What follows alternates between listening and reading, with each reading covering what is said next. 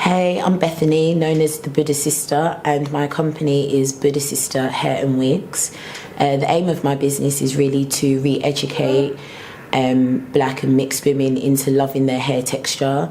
One of the unique selling points of the wigs, for example, is that we don't kind of endorse lace or laying down baby hair or anything like that. It's about embracing your natural edges, your growth, your curl pattern, and really celebrating the different textures and the variety of different afros that we can have as black and mixed women. We just go around, baby. Bang, bang, boomerang. Do you love or hate me now, baby? Bang, bang. My favourite hairstyle has to be the afro. I think it's the hairstyle that sums me up the most. It's obviously the hair that I'm born with, but I just love the versatility of the afro, the different curls and textures we all have as black women and our afros. And that's one of the reasons why I use the afro as part of my logo for my business, because I think it really does sum up who we are at our core. My mum always said that I had good hair, and I understood that to mean that she felt that it didn't tangle as much as other textures did, and it was quite manageable in a sense. But that didn't really stop me from thinking that I would prefer to have straighter hair. I don't feel like my mother's influence really had that much of an impact on how I really felt about my hair in the past. If I could name my complexion, I'd call it survival, I'd call it goddess, I'd call it Nubian, melanin, the universe, life itself. My complexion in particular is quite a complex one because I suffer with eczema. So when I look at my complexion, sometimes I see scars, but that's just from the healing from where my skin used to be to where it is, and the appreciation I have so much more for my skin personally. Solange, definitely. I think she's going to be the current influence for most people. I mean, what she's doing musically and demonstrating in her life is real support for our hair texture and our curl patterns, and kind of demanding the respect that we as black women deserve in being able to adorn our hair without it becoming a feature or like a centre point for us. I know that it's quite a sad, political and quite a nasty history. I mean, for me, I think it's important to know from whence you have come, but for me, I'm all focusing forward. But I think it's really important that we, as this generation, understand our hair history in order for the generation coming up to never have to experience those types of things. So I understand that it's come from a place of what you could say is hatred or control or power, but I don't like to dwell on those things, and that's why I said before that Afro is quite a militant statement, and I don't have to go into why, it's quite self-explanatory, but I think that's why I'd like to focus on just raising a generation of women who appreciate their hair for what it is. I don't want to single her out, because there are many in the industry who are not what I would, in my opinion, say is a representation of Afro beauty, but I guess in their own lane they are a representation of a wider group of people. And I think that's also important for us to understand as natural hair enthusiasts, that there is this other side and there is this other mindset that we must appreciate. So, you know, it doesn't mean a woman hates herself if she wears weave or wears blonde hair or wears wigs or anything. That's not the case at all. But specifically for Afro beauty, no, I wouldn't say she represents that at all. Why did she choose the route that she's taken as opposed to her sister? And I reckon it's probably a question that she's probably been posed with quite often, but I think it would be nice for me to hear from her mouth herself what made her, because they were obviously raised by the same parents in the same household, so to an extent they're very different, and I'd like to know what guided her that way, I think.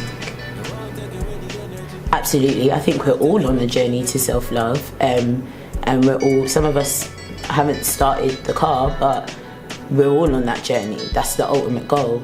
And my ethos, particularly with my business, is to encourage self-love.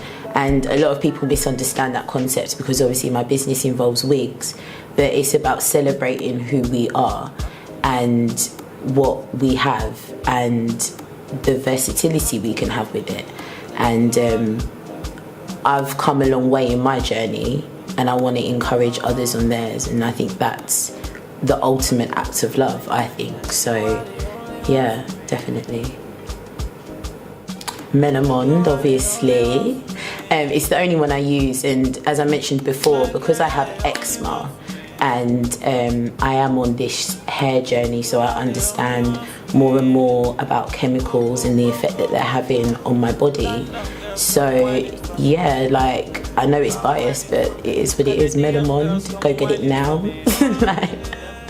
And that's it. But my point is that because I have eczema, I'm really encouraging myself to use much more natural products, and ones that are kind of tailor-made to myself as I am as a black woman, with the hair type that I have and with the skin type that I have. So that for me is really important.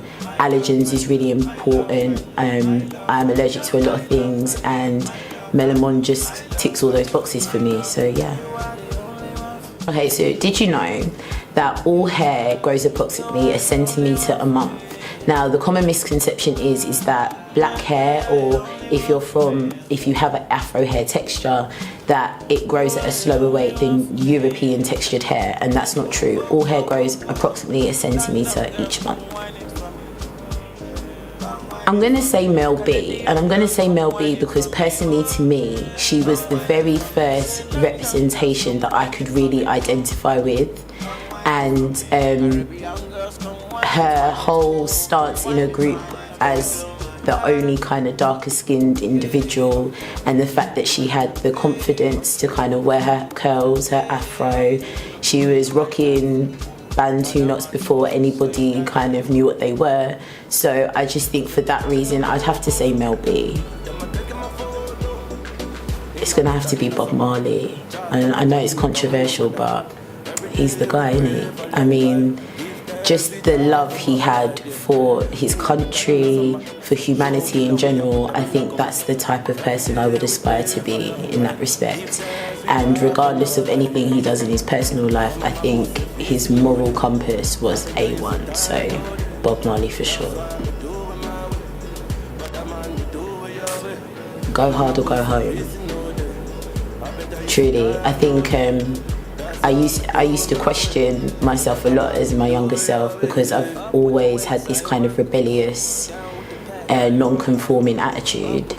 And I think if I could go back now, I'd say, girl, you're on the path, so keep doing what you're doing. I don't regret nothing. Probably kind of focusing more on the spiritual aspects of life. I am a very busy person, and I think when you are busy and engaged in worldly activity, it's hard to take time for yourself to really grow yourself spiritually, and I think that's really important, and that is one of the key elements to self-love, is having those moments alone and being able to recharge and think and grow. So yeah, definitely that aspect of my life for sure.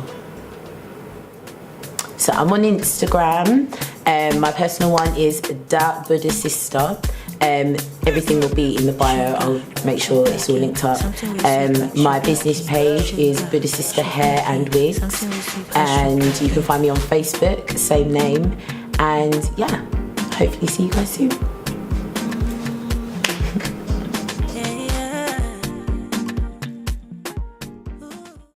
Understand it. For example, with the Brown Girls Tea Party, which we specifically named brown because we want to include all women of colour in all their varying shades. And basically that someone complained and said, why are you saying that we're brown? And I'm thinking, well, what's wrong with being brown? What's wrong with being brown? Like, what colour am I? I'm not black. I'm not black, and I don't even think you should even need to call yourself black, because people put a negative connotation with the word black to mean dark and bad and sad and, you know, dreary. People wear black when they go to funerals because, you know, it's sad. Like, why do we have to call us...